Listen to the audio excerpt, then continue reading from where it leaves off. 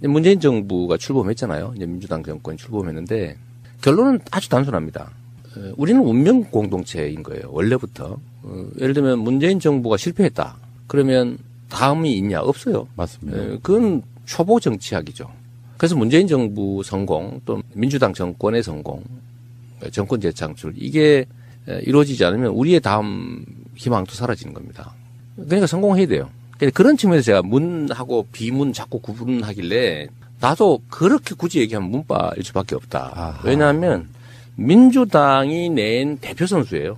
민주당의 상품이야. 그러니까 문재인 대통령으로 민주당이 보여지는 거잖아요. 민주당 정권의 핵심이에요. 그런데 분리할 수 없는 거죠. 그럼 민주당과 대통령은 단 조직이냐? 아니죠. 민주당 정권이고 문재인 정부의 성공이 민주당 정권의 성공이고 그게 민주당의 일부인 이재명이든 안희정이든 박원순이든 아니면 당원이든 또는 거기 지지하는 국민이든 간에 사실상 동일치라는 거예요. 맞습니다. 그래 예를 들면 속된 말로 문재인 대통령을 깠다. 나를 까는 거예요, 그게. 네? 문재인 대통령이 잘못되도록 했다. 그건 나만 손해요. 근데 이제는 문재인 대통령은 경쟁의 상대가 아니고요. 우리 모두의 토대가 되는 겁니다. 이미 그 경쟁은 끝났어요. 그러니까 거기가 토대가 무너지고 우리 다 무너져요. 그 토대를 단단하게 하는 게 우리의 일이죠. 최근에 저한테 어떤 분이 그 부탁 하나를 했어요.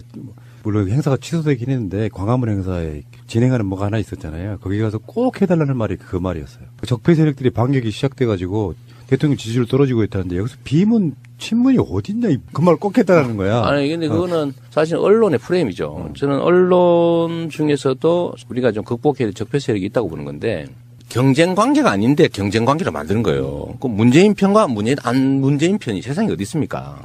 그렇게 되면 안 되는 거거든요. 우리 모두의 상징이 된 거죠. 우리 모두를 대표하죠. 그 문재인 대통령이 실패하면 우리 다 망해요. 근데 거기는 경쟁의 상대가 아니라 힘을 합쳐서 거기를 성공하도록 지지하고 지원해야 되는데 지지하고 지원하는 사람들 사이에 경쟁은 있을 수 있어요. 방법을 놓고. 그러나 문재인 대통령은 이미 경쟁의 상대가 아니라 함께 그렇죠. 성공시켜야 될 우리 모두의 얼굴이 된 거죠. 그거를 네. 얼굴하고 나하고 분리하자. 이런 거하고 비슷한 거예요. 여기서 긴급 질문이요. 네. 제가 지금까지 계속해서 궁금증을 가져왔던 것 중에 네. 하나예요. 네. 만약에 네. 국민들이 다 찍어서 대통령이 됐다면 이런 상상 해드리면 안 되는데. 그냥 하지 말아야 돼. 근데 문제는 사람들은 이재명이 정권을 잡으면 싹 쓸어버릴까 이런 얘기가 있었단 말이에요. 근데 막상 대통령이 되면 지금 문재인 대통령 이상으로 개혁할 수 있었을까요? 라는 질문 한번 드리고 싶어요. 근데 사실 뭐 역사의 가정이라는 건 정말 무의미한 거고요. 쓸데없는 분란을 일으키죠. 근데 분명히 얘기하면 정말 잘하고 있어요. 잘하고 있고 제가 하고 싶었던 거 그러니까 공개적으로 말하지 않았지만 하고 싶었던 것들이 있잖아요. 그런 것조차도 잘하고 있어요. 정말로. 근데 이제 이 상대의 저항이 워낙 극렬하니까 지금 요새 힘들잖아요. 그래서 사람들은 그런 얘기를 하죠. 왜 비판하지 않냐. 잘못한 거 있으면은 까야지. 이런 얘기 가끔 저한테 하지 않습니까? 문재인 대통령 까라고? 까라고. 그러니까. 그래, 저보고 그거 안 한다고 속된 말로 삐져가지고. 그 성남에 뭐, 김사랑인가 뭐, 그런 사람하고 손잡고 저 까로 다니는 사람도 있어요. 어이구. 우리 그 지지자 중에. 아이고. 열성적인 지지자 중에. 그게 지지자야? 지지자라기보다는 이제 저를 통해서 자기 의사를 관찰해 보려다 안 되니까 화가 난 거죠. 그래서 제가 좀 전에 댓글도 하나 쓰고 왔는데, 돌아서 저 까고 있는 사람이 있어요. 만기칠남. 그래서, 아니, 망치는 아니지. 그거는 민심을 살피는 거지. 근데, 거기다 그랬어요. 가는 길이 다르다고 해도, 당신들이 가고자 하는 그곳을 나도 열심히 가려고 하는 사람이다. 길이 다르다는 이유로 나는 옳고 당신은 싫다고 해서 나를 그렇게 적폐 세력 취급하면 결국 본인이 가고자 하는 곳에 다다르는 게 더 힘들어진다. 이런 얘기도 했는데, 그런 것조차도 인정 못하고 왜 문재인 미웠는데 왜 문재인 안 까냐. 정부 잘못한 것은 까야지. 이런 얘기 하는 사람도 많아요. 근데 그거 안 한다고 저를 뭐 공격하는 사람도 있는 거고. 그래서 제가 그 사람들한테 공개적으로 한 얘기예요. 우리는 팀이다, 팀. 내가 언제 그리고 경선할 때도 내가 지면은 깽판 친다고 한 일 없고 지면 내 정책이라도 남고 지면 이기는 사람 위해서 열심히 지지 지원할 거다고 얘기했지 않냐. 그럼 거짓말 한 거냐, 그게. 그럼 내가 이기면 상대에 도움받고 내가 지면 안 도와주고 그게 사기꾼이지. 그게 경쟁에 참여하는 구성원이 아니지 않냐 이런 얘기도 내가 했는데요. 자관의 결론은 우리가 제가 예를 들면 망나니 아무데나 칼 휘두르는 칼춤 추는 사람 그런 사람이 아니잖아요. 저도 제가 가고자 하는 길이 있어요. 근데 우리의 팀원인 문재인 대통령께서 하고 있는 일이 예를 들면 나쁜 의도를 가지고 속된 말로 뭘 해먹고 부정부패 저지르고 뭐 어떻게 막 자기 그 막 챙겨가지고 그러려는 나쁜 의도를 가지고 나쁜 짓을 하면요 까야지 하지 말려도 할 건데 그렇지 않잖아요. 객관적으로 힘겹게 싸우고 있잖아요. 아니, 좋은 의도를 가지고 열심히 노력하고 있기 때문에 나쁜 의도를 가지고 나쁜 짓을 하면 비판하고 까야지. 근데 좋은 의도를 가지고 잘하려고 그러는데 잘 안 되고 있으면 지원하고 격려해서 잘하게 해야 되는 거죠. 그래서 이게 매를 때릴 때도 두 종류가 있는 겁니다. 미워서 때리는 거하고 잘 되라고 때리는 게 있는 거죠. 그래서 그런 잘 되라고 좋은 의도를 가지고 할 때 격려하고 나쁜 의도를 갖고 할 때 혼을 내는 거잖아요. 이 정치도 다를 바가 없죠. 무조건 까라 이런 바보들 제가 뭐 바보라기보다는 악의적인데. 근데 그런 분들은 이재명 시장이 혹시나 그 자리에 올라가도 똑같이 깔 거예요. 반대가 몸에 배어 있는 분들. 글쎄 그럴 수도 있는데 그러니까 저보고 네가 했으면 더 잘하지 않았을까 이런 생각 얘기하는 사람도 있는데 제가 그러지 말라고 그래요. 그거는 알 수 없는 일이고 지금 현재로 보면 맞는 말이 아닌 것 같더라고. 상상했던 것들 또는 그 이상을 하고 있어요. 그러니까 민주당 주류인 문재인 대통령이 저렇게 힘든데 이재명 시장이 올라갔으면 두 가지 방법밖에 없었을 거라고 생각해요. 하나는 진짜 더 큰 협치를 해야 되는 상황. 아니면 아예 법 무시하고 그냥 상당히 독재적인. 법을 무시하진 않죠. 그런 건 심각하니까. 그런 거였어요. 제가 했던 이야기 중에 하나가 이재명 시장이 올라간다고 해서 법을 지켜가면서 하려고 그러면 결국에는 문재인 대통령 스타일로 갈 수밖에 없을 거다라고 이야기했던 게 그런 부분이거든요. 그렇죠. 그러니까 지금까지 봐서는 정말 잘하고 있어요. 남북 관계 정말 어려운 거거든요. 지금 대한민국의 과제는 크게는 한 세 가지라고 보여지는데 하나는 나쁜 짓 한 사람 잡아내는 거예요. 죄진 사람 처벌하는 거. 그걸 적폐청산이라고 보통 부르지만 이 적폐청산은 현재 단계는 아주 낮은 단계에 적폐청산을 하고 있는 거거든요. 이게 뭐냐면 죄진 데 대해서 처벌을 하는 거예요.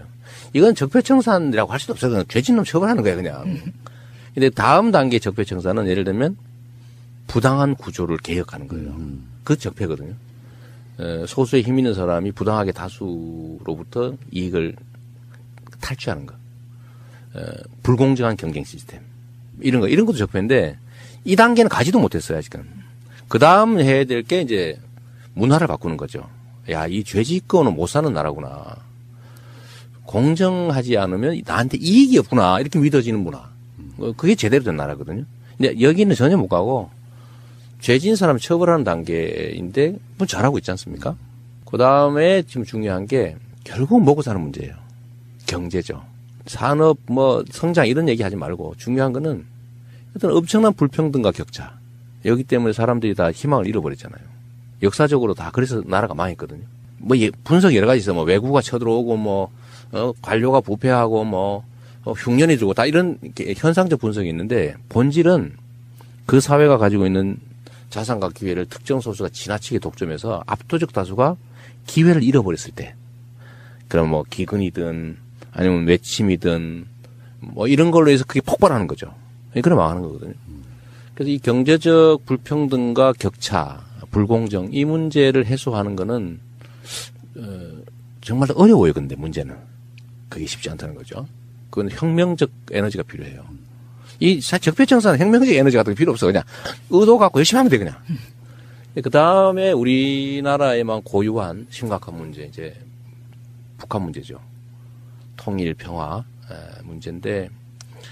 이게 또 엄청나게 어렵다는 거예요. 우리의 내부의 문제가 아니라 미국, 중국, 일본, 러시아 이 세계의 열강들의 이해관계에 엮여 있으니까 우리 마음대로 할 수가 없는 영역이죠. 근데 제가 정말 높이 평가하는 거는 미국과의 관계에서 조금씩 남북 관계를 개선할 틈새를 만들어내고 있다는 거예요. 그렇죠. 현재 정부가. 운전자. 그거 웬만해서 못합니다. 제가 이런 것도 물어봤어요. 미국이 어느 정도 지배력을 갖고 있나. 미국은 우리나라를 그냥 자기들의 지배 속국 정도로 생각하는 거 아니냐. 전 세계 어디에 자기 군대 파견해 놓고 그 나라의 군사 작전권을 가지고 있습니까? 사실은 엄정한 의미의 독립국가까지 못 되고 있는 상태잖아요. 근데 그런 상태에서 예를 들면 그들이 원하는 것과 다른 결과를 만들어내기 위해서 움직인다? 쉽지 않아요. 북한은 압박해가지고 확 그냥 항복받으려는 게 미국의 전략인데 우리는 그게 안 되는 게 알고 만약 그게 성공한다고 해도 그 과정에서 엄청난 피해를 입을 수가 있습니다. 그 참새도 죽을 땐 잭한다는데 그러지 않아요. 아니 그것 하나의 체제입니다. 맞습니다. 수천만 명을 인구를 가지고 있는 엄청난 권력 집단인데 그냥 조용히 눌려 죽을 것 같아요.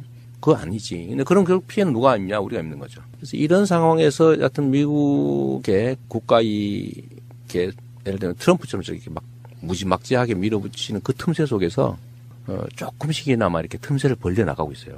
이 틈새를 우리가 만들어내는 만큼 남북 관계 개선의 여지가 있고 그만큼 사실은 우리는 이제 화해 협력 또 통일까지 못 가더라도 공존의 가능성이 커지는 거예요. 근데 그 측면에서 보면 잘하고 있는 거지. 그래서 뭐 저는 지금 상태로 지금까지 앞으로 보기에도 잘할 것 같아요. 예.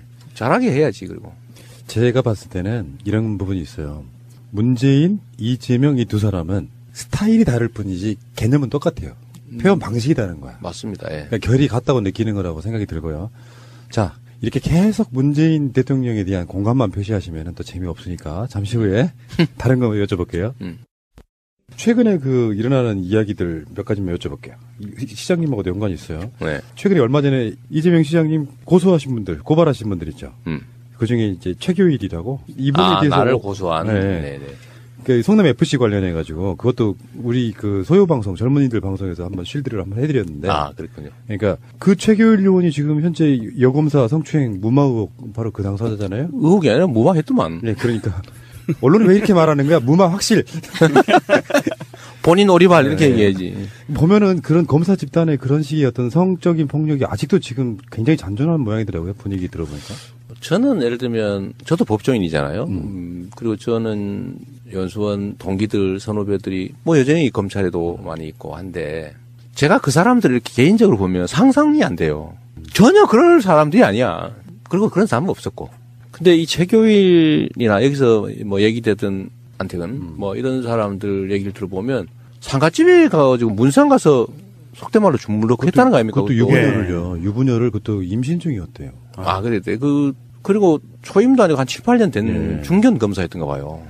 그걸 세상에 상가집에서 막 만지고 막 껴안고 그랬다는 거 아닙니까? 그것도 앞에 법무부 장관이 옆에 있는데. 보고 있었대요. 그러니까요. 에이씨. 그래서 저 어제 해당 서검사 와서 인터뷰하면서 막 울고 이러는 거 보니까 그거 얼마나 한이 됐겠어요. 그래도 명색이 검사인데 그런 사람 잡는 직업이잖아요. 그런데 자기가 당했어. 그런데 그거에 대해서 아무 문제의식을 느끼지 않는 거예요. 그리고 그 안모 그 검사가 인권국장이었다면서요. 기침이 나오네. 아니, 그러니까 앞에서는 인권 하는 담당을 하면서 자기가 인권 침해를 막 하고 있는 거죠. 이 권력을 가지고 습관적으로 약자들에게 행사하고 누리고 또 그들의 고통 속에서 희열을 느끼는 그런 사람들이 있는 것 같습니다. 검찰에만 있는 게 아니고 뭐 군대에도 있고 보면 군대에서 여성 부사관, 여성 장교들 성폭행 한 사례가 많잖아요. 보면 동료나 조직원으로 보이는 게 아니라 그 성적 대상으로 보이는 거죠. 군대. 근데 검찰도 그러고. 근데 이 사람들이 또 승승장구한다는 거죠. 그 거세하고 발치 차야 되는 거 아니에요? 법대로 하면 그렇게 해야지. 근데 이제 공소시 저질렀다고 지금 흐지부지 하는데 제가 보니까 그런 짓 한 사람이 계속 그런 똑같은 짓을 해 보니까요. 이 최교일 씨를 내가 지금 내가 언론에 소문을 내주려고 그래 이제. 네. 근데 너 뒤졌어 이제. 이 양반이 법률 지원 단장이라서 난 그 사람 전혀 몰랐습니다. 했던 얘기 또 하고 했던 얘기 또 하는데 제가 분명히 얘기했거든요. 성남 FC도 프로 축구단이고 기업인데 광고를 파는 거예요. 스폰이잖아. 예를 들면 메인 가슴 광고. 그렇죠. 이건 한 3, 40억 갑니다. 싸게는 20억. 어깨 광고 뭐 한 10억에서 20억. 뭐 백부 뭐 이런 데다가도 뭐 한 5억씩 뭐 이렇게 받아요. 그 프리미어 리그에 삼성은 수년간 수백억 내잖아. 어마어마한 건 냈죠. 수천억 돈 냅니다. 내는데 그 광고를 매출을 한 거예요. 시민 구단들이나 프로 구단들이 다 그렇게 기업들한테 광고 노출해주고 돈 받고 하잖아요. 그래서 운영하는 건데 이거를 기부를 받았다고 우기는 거예요. 미르 재단처럼 기부받았다고. 미르가 광고해 줬냐고. 아니, 미르가 삼성을 백번호 붙여줬냐 말이에요. 아니잖아. 그렇죠. 근데 우리는 예를 들면 붙여준단 말이에요. 그 광고를. 그래도 수백만이 보지 않습니까? 그렇잖아. 근데 이걸 계속 기부라고 우겨요. 그리고 성남FC는 주인이 성남 시민이야. 성남시가 운영하고 있는 구단이에요. 시가 예산을 투자해서 운영하는 곳이에요. 그 미르 구단은 국가 예산을 투입한 국가 기업이 아니잖아. 근데 이거를 계속 같은 거라고 우겨. 이거 말고 얘는 들 게 많죠. 그리고 우리는 공개적으로 다 한 거고. 그리고 광고라고 하는 게 좀 더 시너지를 올리기 위해서 다양한 방법이 있는 겁니다. 예를 들면 기업은 사회공헌해야 되는데 주빌리 은행 모금해가지고 수천억 지금 이제 조 단위로까지 서민들 금융 장기 연체 채무 탕감해 주는데 그 홍보해 주는 게 우리 성남시의 중요한 일이고 내가 그 대표기도 하고 또 성남시에서 뭐 모금해서 많이 탕감도 했는데 전국적으로 확산할 필요가 있다. 그러니까 네이버는 어차피 지역 기여해야 되거든요. 우리 성남에 들어올 때 지역 기여 약정이 돼 있어요. 성남 시유지를 사서 들어왔거든, 거기가. 시유지를 반을 쪼개서 사고 거기에다가 일종의 혜택을 받고 들어온 기업이에요. 거기 정자역이에요. 정자역이지. 그러니까 그때 협약서가 있습니다. 그 협약을 일부 이행하는 거죠. 근데 그런데 네이버는 좀 더 공익적인 일을 하고 싶은 거예요. 특정 구단을 후원하는 것보다는 좀 더 생생하다고 좀 그렇고 좀 더 이렇게 기업 이미지 제고에 도움이 되는. 근데 주빌리은행 좋잖아요. 수백만의 서민 장기 연체 채무자를 도와준다. 그리고 우리는 주빌리은행을 광고하는 거나 뭐 네이버를 광고하는 관계 없는데 서로 협약해서 주빌리를 해주면 더 좋잖아요. 그래서 3자가 합의한 거예요, 그거를. 이렇게 하자. 그러면 40억을 내는데 39억은 FC가 갖고 1억은 주빌리가 하는데 그렇다고 우리가 1억 받고 메인 광고를 해줄 수는 없잖아. 1억을 받고. 그러니까 이건 금액대로, 메인으로 받은 거죠. 20억을 받은 거지.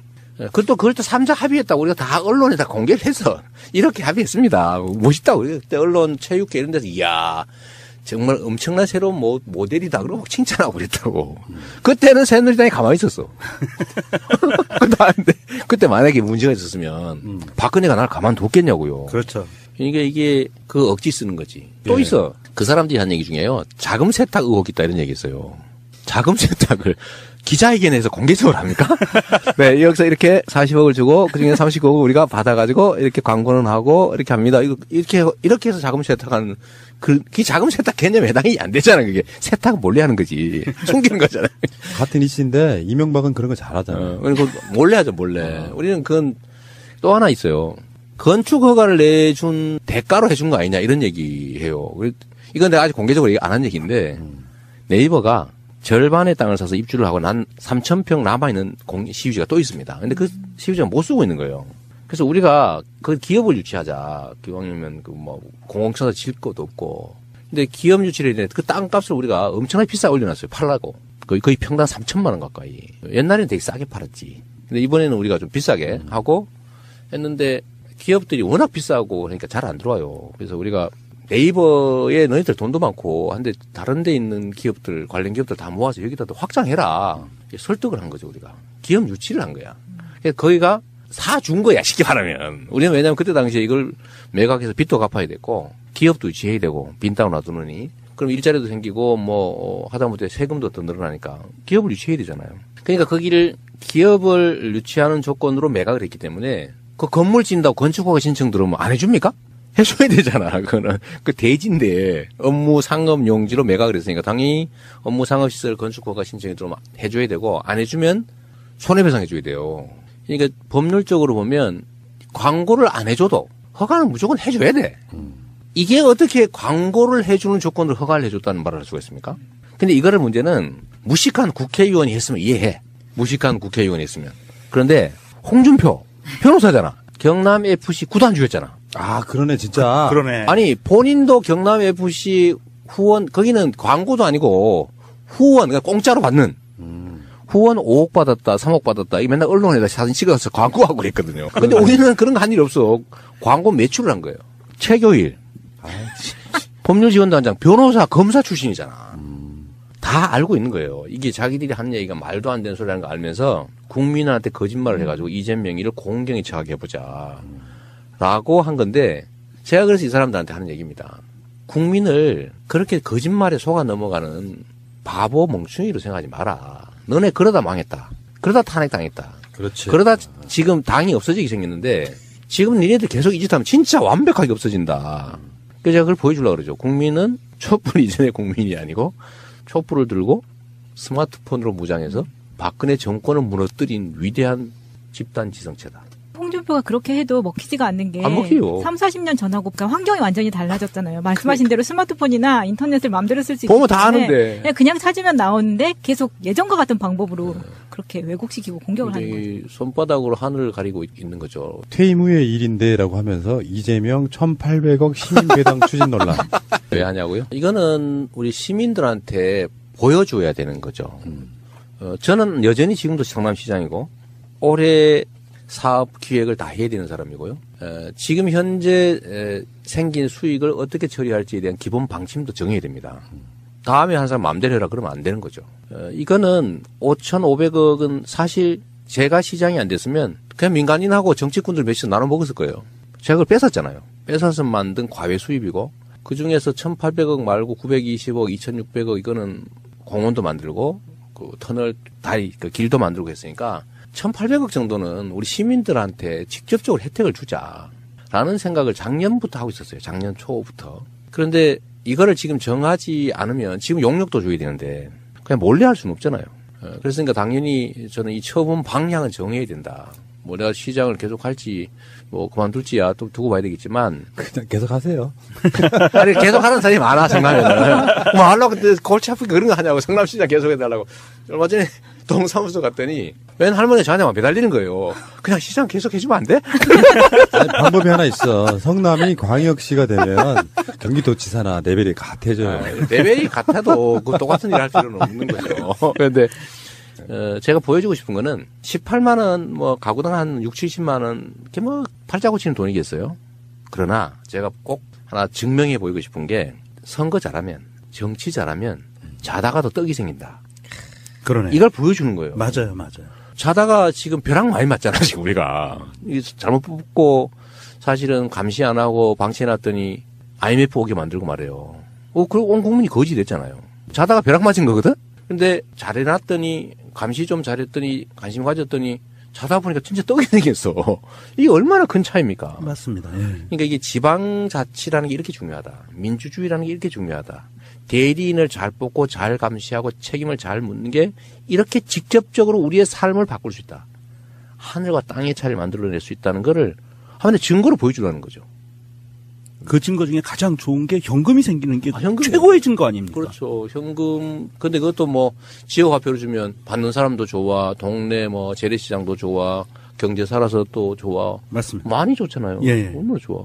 지역화폐 이 부분은요, 앞으로 계속 이제 뻗어나갈 거예요. 우리가 얼마 전에 그 복귀왕 시장 이야기할 때 백원택 씨가 지금 전국이 정책이 된 것처럼 그러니까 어떤 특별한 분야의 복지 정책이 있어가지고 시조급 되는 분들이 있어요. 왜 저애는 안 하던 일을 자꾸 저지르냐라고 얘기하잖아요. 자, 정치와 행정을 구분을 하라면 딱 이렇게 말할 수 있습니다. 있는 길을 잘 가는 건 행정이고요. 없는 길을 만드는 게 정치입니다. 그리고 해야 될 일을 하는 게 정치고 할 수 있는 걸 하는 게 행정입니다. 저는 성남시장이라고 하는 행정을 하지만 그 과정에서 필요한 새로운 길이 있으면 저는 만들어내잖아요. 청년배당, 기본소득 앞으로 해야지. 근데 제도로는 없죠. 예를 들면 불로소득을 걷어서 우리 공동체가 나누어서 가져야 된다. 이거 추미애 대표가 한 지대이론하고 비슷한 겁니다. 왜 공짜로 생기는 수익을 특정인이 또는 특정 그룹이 독점합니까? 우리 모두의 것이잖아요. 근데 이것도 제도로는 없어요. 우리는 언제나 그래 돼서 이 특정 계층 중에 누가 가질까를 결정하는 게 정치라고 생각해. 예를 들어 어디 개발을 하면 누가 먹을 거냐. 그걸 왜 누가 먹습니까? 우리 모두가 가져야지. 그게 제가 생각하는 새로운 길이죠. 그래서 우리 모두가 가지는 권한의 기초에서 생긴 특별한 이익, 불로소득, 누군가 노력하지도 않고 저절로 생긴 거, 이건 다 환수해가지고 우리 모두가 공평하게 나눠갖고 각자는 자기가 노력한 만큼의 결과를 가져라. 그게 공평한 세상 아니에요. 근데 지금 대한민국에 소위 부를 쌓은 사람들 중에 자기가 노력해서 노력한 결과로 그만큼 쌓은 사람이 얼마나 있습니까? 다 부동산 투기, 특혜, 노동착취 이런 걸로 남의 거 뺏은 거잖아요. 우리 모두의 것을 뺏거나 다른 사람의 것을 뺐거나 약자의 것을 뺏어서 다 부를 만들었지. 지가 노력해서 지 노력이 이끌 것만으로 그렇게 만든 사람이 얼마나 됩니까? 그러니까 이거를 과거에 없었다고 해서 없앨 게 아니고 해야 되는 길이니까. 불평등과 격차를 해소하는 일은 정말로 중요한 우리 인류의 과제입니다. 시대의 과제도 아니고. 이 인류의 과제를 성남만이 아니고 지금 다보스 포럼이나 예를 들면 국제기구들도 관심 갖잖아요. 이제는 드디어. 불평등에서 이제 심각한 인류의 과제다. 예, 우리도 필요하니까 길을 만드는 거예요. 그게 청년 배당이고 그게 저는 시민 배당이죠. 예를 들면 경기도도 경기도민 배당하고 국가는 국민 배당을 하면 드디어 기본소득의 나라가 되는 거지. 경기도 얘기 나와서 그런데요. 요즘에 그 남경필 지사와의 브로맨스가 대단하시대요. 두 사람만 마치 선거에 출마할 것처럼 지금 압도적으로 구도를 만들어 놓고 있는데 남경필 지사하고 그러다 사랑에 빠지시겠어요? 점점 사랑하게 되는 것 같긴 해요. 재밌었던 게 그 동상이몽 출연하실 때 네. 남경필 지사한테 물었어요. 왜 출마 안 하시냐고. 나는 같이 나갈 사람이 없다고. 그러니까 서로 막 미워하다가 어느 날 갑자기 보면 굉장히 친해져 있는 게 느껴지는데. 거기는 저 불타는 청춘 나가려고 그랬잖아. 아, 그러네. 진짜 싱글들 거기 그거지. 아니, 그거 나가려고 실제 진짜로요? 했다가 촬영 이틀 전에 사고가 나서 아들? 네. 아, 그렇군요. 본인 그러시더라고. 하여튼 저는 남경필 지사하고 일부러 만든 거는 아닌데 뭐 그렇게 된 측면이 있어요. 그리고 또 그걸 즐기는 면도 있죠. 그렇죠. 예, 근데 그게 억지로 만든 건 또 아니고 대중들의 관심이 거기 있으니까요. 예를 들면 현역 광역자치단체장 중에 박 시장 빼고 야권 중에서 제일 인기 좋은 사람입니다. 맞잖아. 이렇게 해석할 수도 있어요. 남경필이 자유한국당으로 복당한 데에는 이재명 시장 영향이 커요. 그럼요. 그러니까 또 변절하기 싫었어. 그래서 아예 출마 안 할 수도 있는 상태였는데 이재명 시장이 무럭무럭 너무 커버리니까 자유한국당에 대안이 필요한 거. 그래서 그게 끌어당기는 거라고 봐요. 그렇죠. 서로한테 이해관계가 일치한 측면이 있어요. 남지사는 경기도가 또 재밌잖아요. 이 판세를 보면 전국의 광역자치단체는 여권이 이기는 곳은 누가 나가도 다 이겨. 근데 경기도만 아니에요. 경기도는 그런데 압도적 차이가 나. 예를 들어 후보가 누구냐에 따라서 그 여론조사 결과가 천지 차이가 나버립니다. 그러니까 양자구도일 때는 완전히 뒤집히고요. 사자구도일 때는 예를 들면 뭐 심상정 1등 하기도 하고 막 그래요. 그게 뭐냐면 남지사가 세다는 얘기입니다. 아, 지금 샤이가 많이 있다는 뜻인가요, 또? 샤이도 샤이인데 남지사의 시정 지지율, 도정 지지율이요 60% 여전히 60% 가까이 됩니다. 앞뒤 왔다 갔다 하죠. 야당 중에서 이만한 지지율을 확보한 데가 없어요. 그러니까 여기는 누가 그런 얘기하죠. 이거 제 자랑 같아 좀 말하기 좀 그런데 이재명이가 경기도 나온다 그래서 저기는 망했다. 아니면 무조건 이기는 건데. 남경필. 남경필. 네. 아. 그런 얘기 했는 거예요. 근데 그거 얘기 아까 맞는 거죠. 바른당에서도 무조건 1등이었던 거예요. 근데 제가 이제 후보로 서울시로 혹시 가는 기대를 했는지도 모르겠는데 저는 그건 안 한다고 했으니까.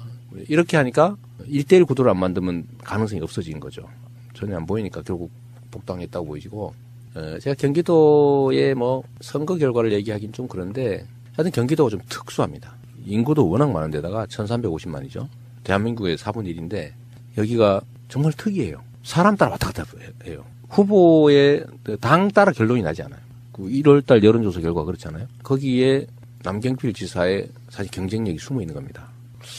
그리고 저는 뭐 남지사하고 이제 1대1로 이렇게 뭐 왜냐하면 이제 방송이나 이런 데는 그 시청률이 잘 나오는가 봐. 방송하는 사람들 입장에서 봐도 네.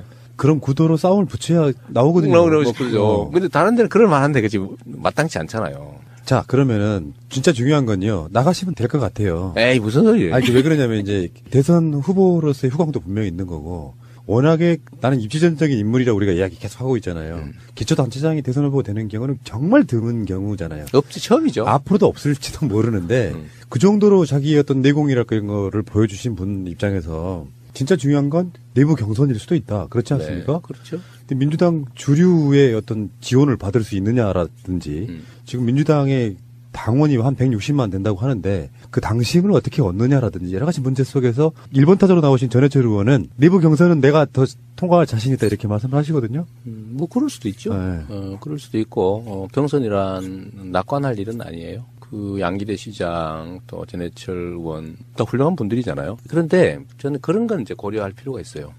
선거는 이겨야죠. 선거는 일단 그게 중요하고 내부 경쟁도 예를 들어 당원이 100만 명 그러니까 권리당원 100만 명 이렇게 얘기하는데 경기도만 해도 아마 18만 명 뭐 이렇게 얘기하는 것 같아요. 권리당원이 18만 명 전원 투표 시킬 거거든요. ARS 투표 뭐 이러고 당원 중심 정당인데 투표권 안 주면 안 되죠. 이미 당은 대체적으로 정한 거 아닙니까? 권리당원 전원 투표 50%, 안심번호 여론조사 50%. 이렇게 대체적으로 정한 거예요. 근데 10만이 막 넘어가는 그 당원들 전수 투표 결과라는 게 되게 여론 결과하고 비슷하게 가요. 몇천 명도 아니고 10만 명 뭐 이렇게 되면 결국은 이제 국민들이든 당원이든 민주당을 지지하는 사람들. 이 사람들이 주축일 텐데 이 사람들은 20년 만에 처음 온 기회잖아요. 20년 전에 한번 이겨보고 16년 동안 졌거든요. 임창열 지사 마지막에 딱 한 번. 처음이자 마지막이었죠. 근데 그 이후로 한 번도 못 이겼는데 경기도를 소위 우리 민주진영이 되찾아오는 것이 소위 문재인 정부 성공의 가장 큰 토대가 됩니다. 플러스 PK 정도면 딱이죠. 거의 PK까지 하면 이제 안정적이 되는 거고 경기도를 회복하지 못하면 상당히 불안해지는 거죠. 경기도를 대한민국 인구의 4분의 1 여기를 회복하는 것 이게 문재인 정부 성공의 이번 지방선거의 가장 핵심입니다. 뭐 서울은 당연히 지켜야 되고 경기도를 되찾는 거. 그러니까 그런 점에서도 우리 국민들이나 당원들이 합리적 판단할 거라고 보죠. 그리고 만약 거기서 이재명 아니야? 그럼 뭐 받아들이면 되지 뭐. 아 근데 그럼 경기도지사 나가시려면은 성남시장을 사퇴해야 되는 시점이 있나요? 정확하게? 3월 15일입니다. 3월 15일까지. 네. 그러니까 성남시장 이재명은 사실상 3월 15일까지밖에 못 본다. 자꾸 이게 기정사실을 하려고 하지 마세요. 내가 잘 안 넘어요, 요새. 중간에 바뀔 수도 있어. 성남시장 3선 할래 해버려. 그럼 얼마나 이상해질까 분위기가. 그래서 아까 그 1,800억도 빨리 방침을 정해 놓으려고 하는 거예요. 예. 잘하시는 것 같고요. 그 부분은 누군가가 이재명 지지하고 누구는 뭐 어떤 사람 지지하고 이런 부분이 있어갖고 다 일장일단 있어서 지지하는 쪽의 장점만 이야기하는 건데 네. 이런 비판도 있는 거예요. 대선 나가기 위한 용도로 경기도지사 한다 이런 식의 비판이 있을 수 있거든요. 그 일부에서 그런 얘기 하더군요. 일부에서 그런 얘기 하던데 저는 공직을 다른 내 공직을 얻기 위한 수단으로 생각해 본 일이 한 번도 없어요. 제가 성남시장을 하면서 요거 잘해가지고 딴 거 해야지 이런 생각을 해본 일이 한 번도 없고요. 특히 대선에 이 생각을 했다면 도라이지. 시장하면서 그런 생각을 했다면 그렇잖아요. 서울의 구청장과 똑같은 그러니까. 겁니다. 기초단체장은. 근데 만약에 그런 생각을 하고 있다면 정말 이게 비정상일 테고요. 근데 내가 성남시장을 제가 열심히 하니까 우리 국민들이 저 딴 거 한번 시켜볼까? 호미보다는 저기 쟁기를 두면 더 잘하지 않을까? 그런 생각을 하는 분들이 생긴 거잖아요. 이 대선, 대권 이런 거는요. 개인이 하려고 해서 되는 것도 아니고 결국 국민들이 집단지성으로 선택하는 겁니다. 누구를 쓸까? 그런데 그 중에 막 그 자리를 노리는 사람이 있어요. 주인의 입장에서 봤을 때. 끊임없이 거기다 눈을, 거기다 지휘를 열심히 안 해. 써주겠어요? 절대 안 써줍니다. 국민이 그걸 압니다. 예를 들면 경기도를 맡았을 때 요거를 이용해가지고 내가 딴 더 높은 자리 해야지? 이렇게 마음 먹으면 대중이 그걸 일단 알아챌 뿐만 아니라 성과를 내기 어려워집니다. 제가 맨날 하는 얘기죠. 현재에 충실하지 못하면 그리고 저 멀리 쳐다보고 딴 데 욕심내면 스텝이 꼬여서 자빠진다. 넘어진다. 실제 제 삶의 경험으로 알고 있는 거고. 아니 경기도가 얼마나 중요한 일인데 그걸 수단으로 삼을 만큼 제가 간이 크지가 않아요. 의혹이 하나 있잖아요. 이재명은 한 명이 아니다. 그래서 SNS 하는 이재명, 시정 살피는 이재명. 그만큼 능력이 출중하신 건 누구나 다 아는 거고. 문제는 진짜 중요한 건 대선 이후에 큰 선거가 하나 돌아왔는데 그것이 파열음이 돼가지고 당이 분열되는 요소로만 안 쓰인다면 출마하시는 분들이 경선을 깨끗하게 해서 선거를 일시 단결해서 치르면 분명히 경기도건 PK건 TK건 좋은 결과가 있을 거다 이렇게 보는 거거든요. 제가 말씀드리고 싶은 게요. 이런 대규모의 공직은 국민이 선택하는 건데 그거를 나 할 거야 하는 것도 웃기지만 안 할 거야 라고 하는 것도 우스운 거예요. 그거는 본인이 정하는 게 아닙니다. 그냥 머슴은요. 지가 맡은 일, 시킨 일 열심히 하면 돼. 그러면 주인이 알아서 이거 말고 딴 거 해 하는 때가 오겠죠. 근데 나 저 딴 거 할 거야. 나 딴 거 더 폼 나는 거 해야지. 이러고 하고 있으면 주인이 절대 안 써줍니다. 근데 시장님 진짜 궁금한 거 하나 있어요. 네. 그래서 성남시는 단일 대우로 가면 되거든요. 정책 하나 하면. 네. 규모도 경기보다 작고. 근데 도지사나 시장들 중에서 자기 권한이 가장 작은 게 경기도지사라는 이야기 들어본 적이 있거든요. 그건 일리가 있어요. 네. 그 왜 그러냐면 50만 이상 도시는 도의 권한을 상당 부분 시로 이양을 해놓은 상태이기 때문에 자기 마음대로 할 수 있는 게 그리 많지는 않습니다. 그리고 도는 자기 이름으로 행정을 하는 게 아니고 다 시군을 통해서 하기 때문에 미세한 예를 들면 동네 청소 잘하고 뭐 이런 거 하기 어려워요. 그러니까 체감되는 정책을 하기가 어렵죠. 시장은 막 동네 청소 깨끗하면 야, 왜 이렇게 깨끗해졌지? 그러고 하다못해 뭐 동네 축제 행사라도 하면은 야, 뭐가 재밌네 뭐 이런 것도 있는데 도지사는 자기가 하는 일이 아니니까 어렵죠. 시군 간 이해관계를 조정하는 일. 또 예를 들면 도 전체에 일률적으로 필요한 일. 도를 상징하는 일. 이런 것들을 해내야 되거든요. 그중에 중요한 게 저는 기본에 충실해야 된다는 거예요. 우리 이 방송 듣는 분도 어떻게 생각할지 모르겠는데 국가의 역할은 기본적으로 생명과 안전을 지켜주는 거고요. 두 번째는 국민을 잘 살게 하는 건데 국가는 삽질을 하지 않습니다. 쉽게 말하면 노동을 하지 않아요. 국민을 잘 살게 하기 위해서 직접적 행위를 할 수가 없습니다. 결국 그 국가 구성원들이 또는 국가가 가진 자원들이 효율을 발휘할 수 있도록 조건을 만들어주는 게 국가가 하는 일이거든요. 그걸 잘하면 잘 사는 나라 되는 거예요. 근데 국가가 농사를 지어서 나눠줄 수는 없거든. 그건 결국 뭐냐면 공정한 경쟁의 룰을 만들어주는 거예요.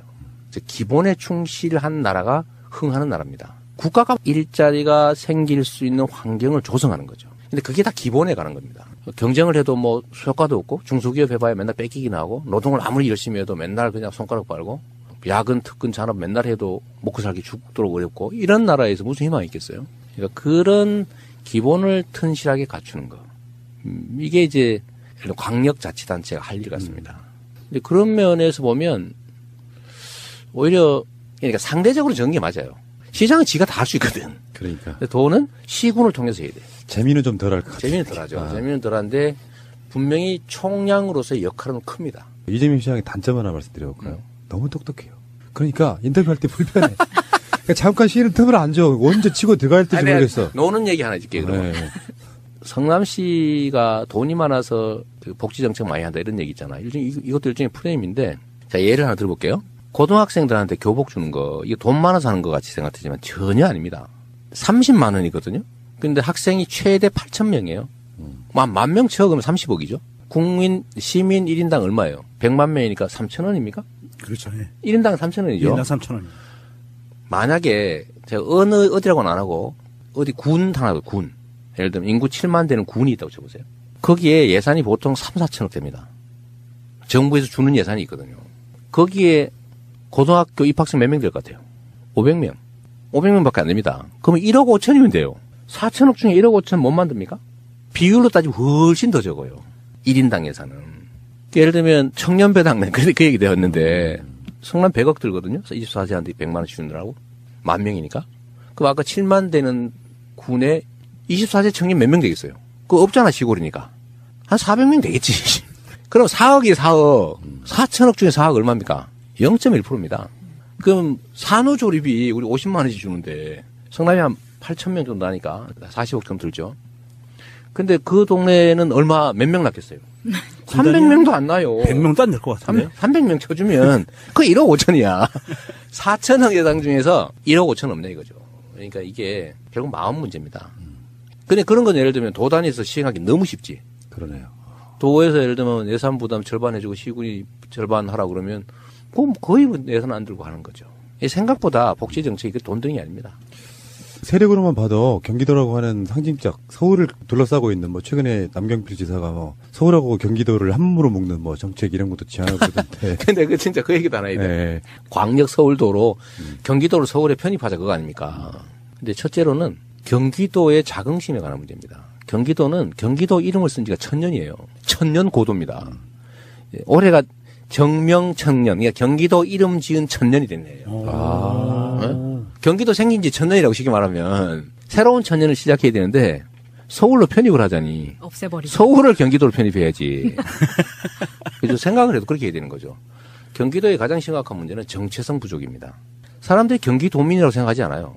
서울 시민 아닌 사람 이렇게 생각해. 서울 시민이 아닌 성남 시민 이렇게 생각하는 거죠. 근데 이걸 경기도민으로 생각하기 됩니다. 이게 지역 정체성이에요. 자긍심이죠. 그래서 그런 측면에서 완전히 반대로 가는 거고 경기도의 규제를 완화하자. 규제 완화의 방법으로 서울 광역도 얘기를 한 건데요. 그렇죠. 서울은 규제가 없냐? 아닙니다. 서울이라는 이유로 규제가 없고 서울이 아니어서 규제가 있는 게 아니고 필요하니까 규제가 있는 거예요. 근데 그렇게 경기도에 집중되어 있는 거죠. 왜냐하면 서울을 둘러싸고 있으니까. 그래서 이거 규제 완화의 방법으로 광역 서울도, 즉 서울에 합병해버리자. 이거는 옳지 않고 필요한 규제는 유지하고 불필요한 규제, 역차별을 만드는 규제, 비효율을 가져오는 규제 이런 규제들이 꽤 많아요. 예를 들면 북부에 뭐 과도한 군사보호구역이라든지 경기 동부에 과도한 상순보호구역이라든지 자연보존권역이라든지 이런 것들은 규제를 좀 완화해야죠. 근데 이걸 통째로 철폐하자 서울로 만들어버리면 다 해결된다? 이거는 똑같이 홍준표류에 가깝습니다. 거짓말하면 통하겠지. 스피커 그거면 다 통하지 않을까 이런 기대를 하는 것 같은데 그 생각은 좀 버렸으면 좋겠어요. 확정 지은 건 아니지만 지금 간 보고 계시는 거예요. 그런 표현 좀 하지 마. 아니, 그러니까 경기도지사 나간다고 빔은 간보기 이런 거 좀 하지 마. 100% 시장 나간다고 이야기를 안 하고 계시잖아요. 지금 현재는. 네. 그러니까 하는 거 보면 안 나가는 게 좀 이상해진 상황이 돼 있는데. 그렇죠. 네. 마지막으로 한 말씀만 여쭐게요. 지금 남경필 지사처럼 뭐 연정 이런 걸로 이렇게 이미지화 된 게 있잖아요. 내가 경기도지사가 되면 이거 하나만큼은 꼭 하고 싶다 하는 거. 사람들은 돈을 많이 벌기를 원하는 게 아니고요. 잘 살기를 바라는 겁니다. 잘 살기를 바라는 그 수단의 하나로 돈을 바라죠. 경제 성장도 그렇고 지역 발전도 그런데 예를 들면 경기도에서 경기도민이 잘 사는 방법은 뭘까? 일단 좀 미세먼지 이런 거 대기 오염 문제잖아요. 뭐 요새 미세먼지 너무 막 엄청난 것처럼 보이시는데 사실 대기 오염 문제입니다. 과거의 수질 오염. 수질 오염 문제는 지금 많이 완화되고 있어요. 대기 오염이 이제 근본적인 문제로 사람들이 느끼기 시작한 거죠. 이런 삶의 환경의 문제. 깨끗한 환경에서 잘 살게 하는 거. 이게 되게 중요하다고요. 이거야말로 개인이 아니라 공공이 해야 될 일이죠. 일자리를 만들고 산업을 발전시키고 경제를 성장시키고 이거는 원래 하는 거야 맨날. 근데 거기에 예를 들면 경기도만이 할 수 있는 거. 복지를 확대하는 거. 더 나은 삶을 위해서. 경기도가 가진 기회와 자원들을 좀 더 효율성을 발휘하게 하는 것. 쓸데없는 데다가 막 토목공사하느라고 돈을 마구 없애는 것보다는 사람들한테 지역화폐로 출산 장려해주고 예를 들면 고등학생들 무상급식이라도 지원해주고 그게 지역화폐로 지급돼서 동네 골목 상권도 살고 이럴 수 있다면 돈이 2배, 3배로 효율성 있게 쓰여지는 거잖아요. 그런 경기도가 가진 또는 그 지역이 가진 자원과 기회가 효율적으로 잘 쓰여지게 하는 거. 결국은 기본에 가는 것이다. 이 말씀 꼭 드리고 싶어요. 너무 막 우아한 뭐 동부가 뭐 첨단 뭐 도시 막 세계 뭐 허브 뭐 그런 거 안 했으면 좋겠어. 그냥 기본에 충실한 사람이 살만한 행복하게 질 높은 삶의 유지가 가능한 이런 쪽으로 가야죠. 자, 그 방송 들으시는 분들이 시간적으로 부족하다. 그거는 원래 정규 방송이 있는 시간대 바로 앞에다가 성남시에서 이것밖에 시간이 없다. 난 그래서 내 책임은 아니고요. 나머지 부족한 부분들은 이 시장님이 굉장히 많은 인터뷰를 나가시거든요. 찾아서 들어보시고요. 저는 제가 소관할 상황은 아니고 마지막으로 이런 말씀 하나 드리고 싶어요. 정말 옛날에 엄청나게 친한 동네 형이었는데 네. 동네 형이 이제 검사가 돼가지고 서울에서 네. 연락이 잘 안 되는 그런 형. 그래서 한번 모시기도 힘들고. 뭐 그런 부분이 있는데. 미안합니다. 명절이나 한번 내려오시겠죠, 뭐. 고향에. 그것도 그렇고. 네. 채널 청취자 여러분들, 부탁드리고 싶은 게 이런 게 있어요. 좀 길게 멀리 봐야 된다. 물론 저도 이제 잠깐 매몰돼가지고, 좀 지나친 오바로, 내부에 좀 손상을 준 게 있는 것 같아요. 되게 후회스럽기도 하고 그런데, 그러나 또 우리가 미래를 향해 가야 되니까 작은 차이들, 이런 것들을 조금 좀 이겨내고, 좀 더 길게 멀리 크게 보고 모두의 목표를 향해서 같이 힘을 좀 합치면 좋겠다 그런 생각이 많이 듭니다. 우리 사회가 과거보다 돈이 없는 것도 아니고 기술이 부족한 것도 아니고 사람들이 교육을 덜 받은 것도 아니고 분명히 기회 요인이 더 많은 사회예요. 과거에 비해서. 그런데 과거보다도 더 많은 사람들이 더 좌절하고 있거든요. 이유는 단순합니다. 이 우리가 가진 역량과 기회들을 특정 소수가 과도하게 많이 가지고 있고 경쟁의 룰이 매우 불공정하고 또 거기서 생긴 엄청난 격차들이 사람들로 하여금 아예 희망을 잃게 하잖아요. 근데 이런 사회를 극복하려면 엄청난 에너지가 필요합니다. 우리가 촛불을 들고 박근혜 정권을 내쫓을 때 얼마나 많은 에너지가 소요됐어요.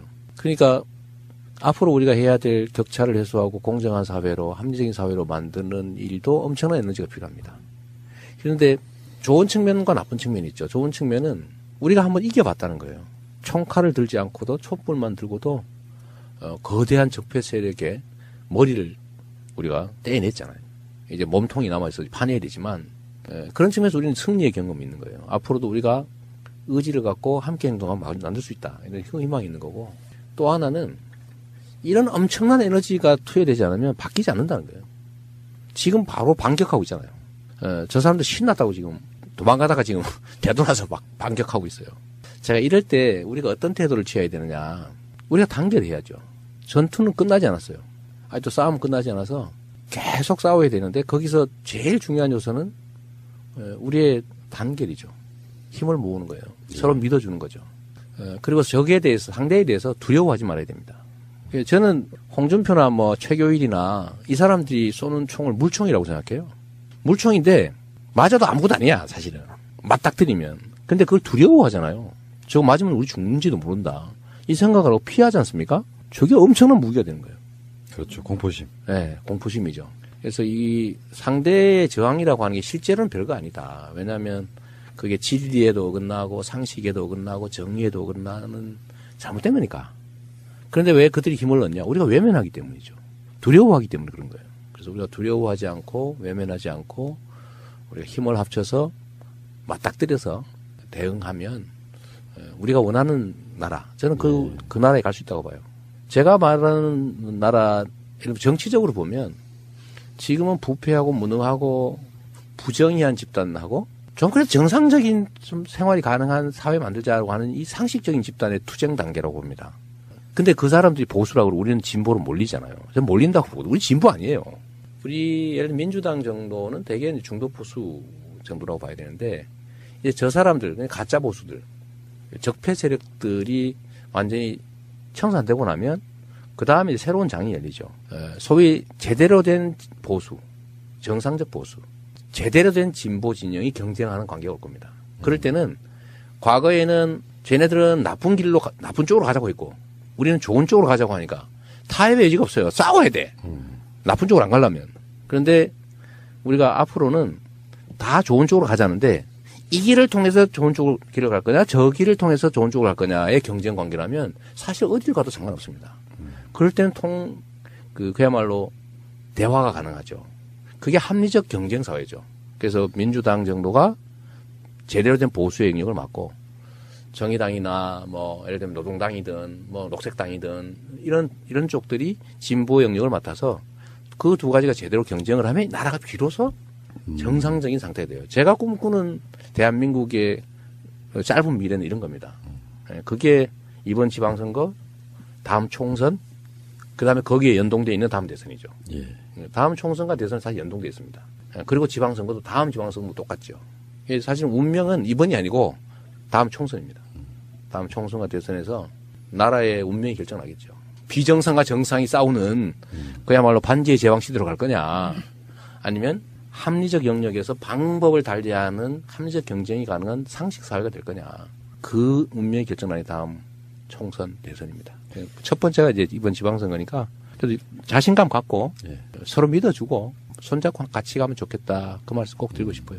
시장님 이야기를 들으면 이런 생각이 들어요. 아까 농담처럼 적폐에 가면냐면은 너무 똑똑해. 어느 정도 머리에 그냥 개념만 갖추고 적당하게 이렇게 해야 되는데 너무 똑똑해요. 이게 이재명 씨가 버려야 될 가장 최고의 적폐입니다. 너무 똑똑해. 아니, 똑똑한 이 똑똑한 유권자들의 위임을 받아서 시정, 도정, 국정을 펼쳐나가려면 똑똑하지 않으면 안 돼요. 하긴 뭐. 똑똑한 머리 딴 나쁜 데 쓰는 것보단 나아. 그렇습니다. 그렇죠. 예, 정리할게요. 추운 겨울, 눈 내리는 날, 좀 시간이 좀 부족하긴 해요. 보통 인터뷰 같으면 한 2-3시간 할 텐데, 딱 이 시간밖에 없다고 잡아주면 내가 뭐 방법이 없는 상태 아니겠습니까? 네. 어쨌건 시장님과의 오랜만에 만남, 정말 즐거웠고요. 네. 가끔씩 명절에 내려오세요. 아, 그럴게요? 그럼 명절에 좀 놀러 와. 알겠습니다. 성남으로 오면 촬영도 쉽고 방송 처리도 다 있는데 말이에요. 그러네. 출장 한번 갈게요. 알겠습니다. 감사드리고요. 다음에 또 뵙겠습니다. 고맙습니다. 네, 감사합니다. 새해 복 많이 받으세요. 예.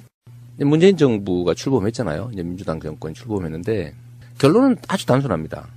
우리는 운명 공동체인 거예요. 원래부터. 예를 들면 문재인 정부가 실패했다. 그러면 다음이 있냐? 없어요. 맞습니다. 그건 초보 정치학이죠. 그래서 문재인 정부 성공 또 민주당 정권의 성공 정권 재창출 이게 이루어지지 않으면 우리의 다음 희망도 사라지는 겁니다. 그러니까 성공해야 돼요. 그런 측면에서 제가 문하고 비문 자꾸 구분하길래 나도 그렇게 굳이 얘기하면 문바일 수밖에 없다. 아하. 왜냐하면 민주당이 낸 대표 선수예요.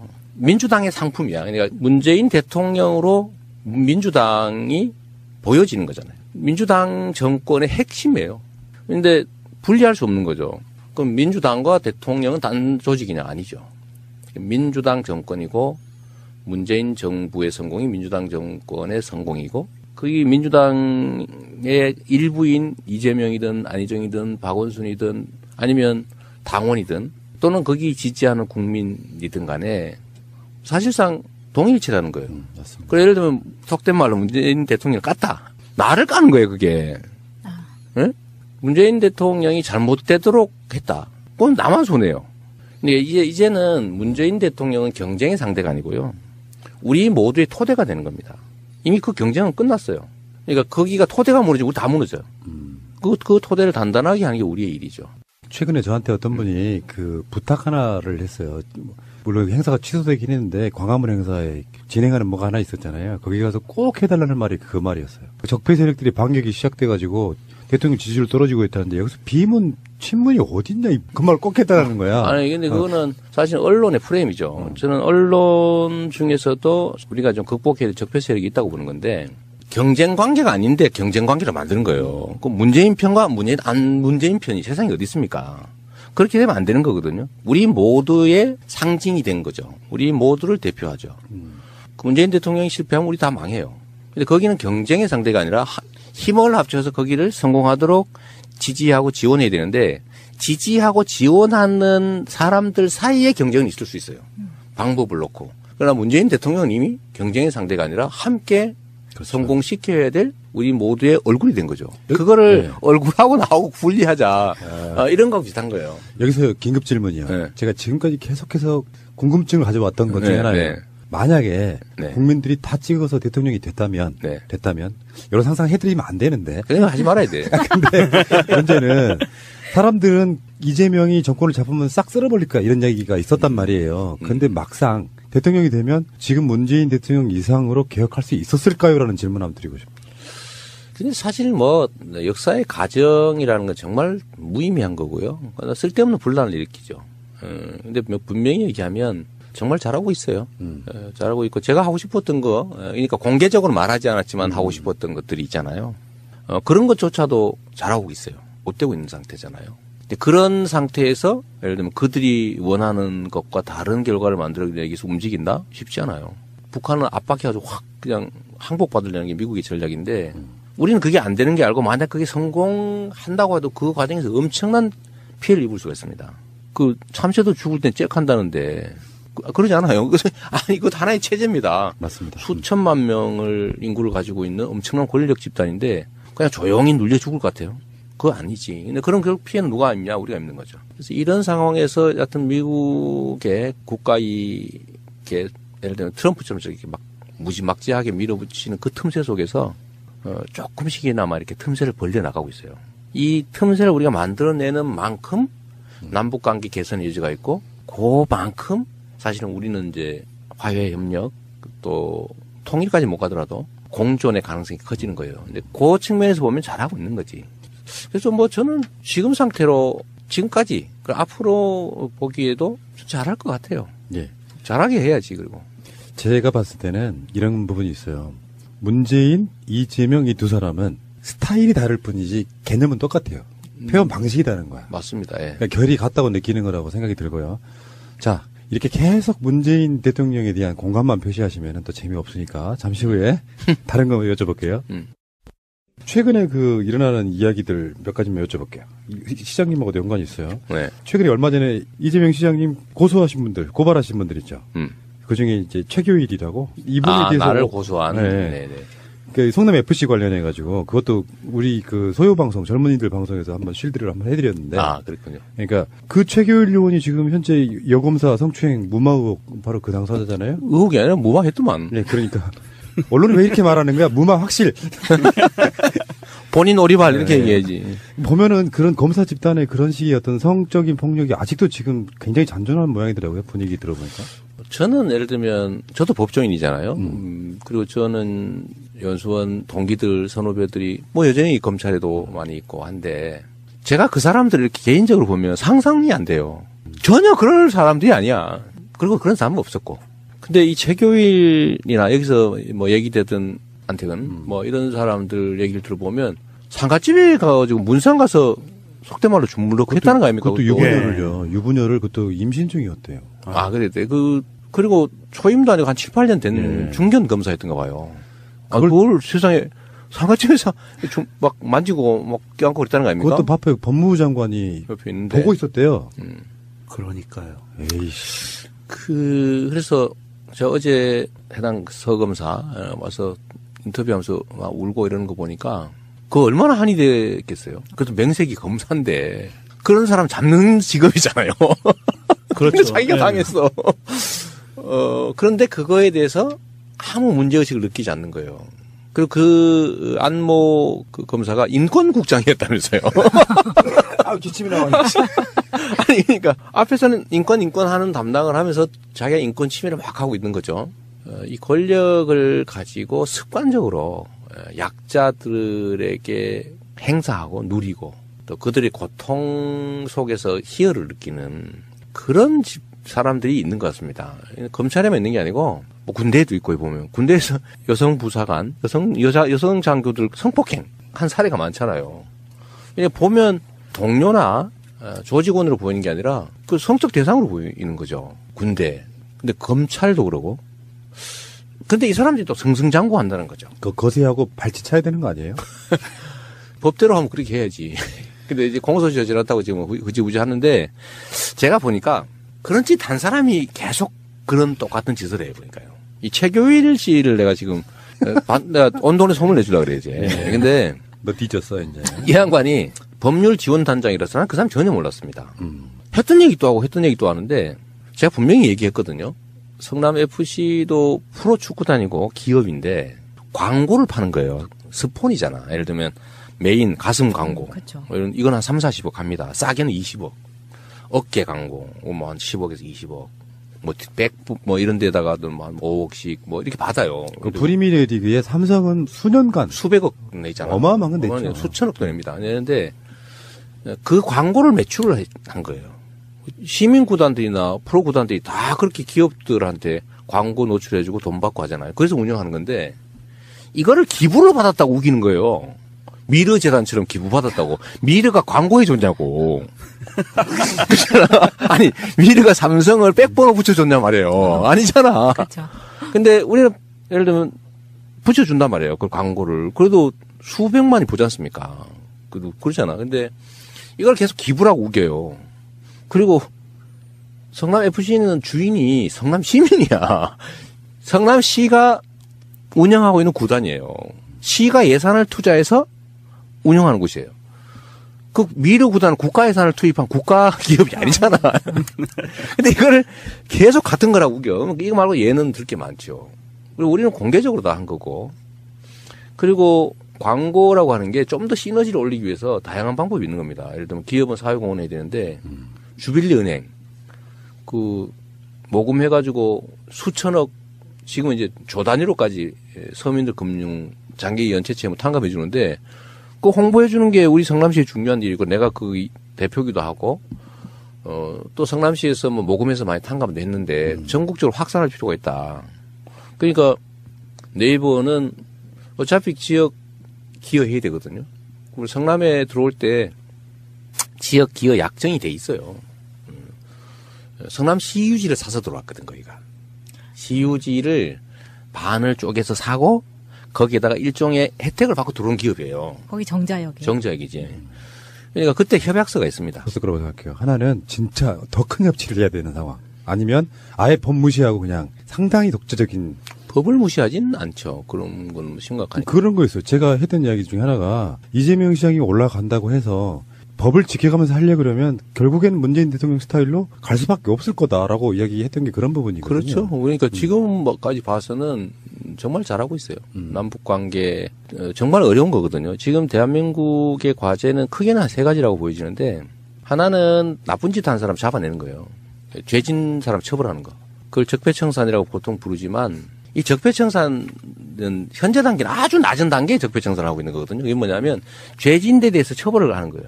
이건 적폐청산이라고 할 수도 없어요. 그냥 죄진 놈 처벌하는 거예요, 그냥.